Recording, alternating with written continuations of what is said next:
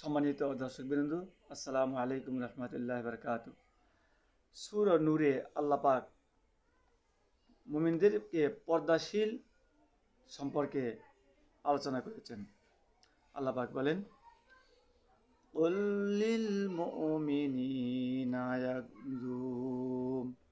ইয়াগুযু মিন আবসারিহিম ওয়া ইয়াহফুযু ফুরুজাহুম।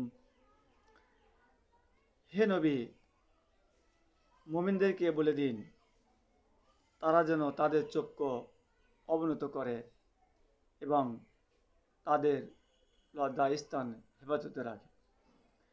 এখানে চক্ষু অবনত রাখা মানে কুদৃষ্টিতে না তাকানো। যখনই কোনো সামনে কুদৃষ্টি পড়বে, চোখ আমাদেরকে ফিরে নিতে হবে।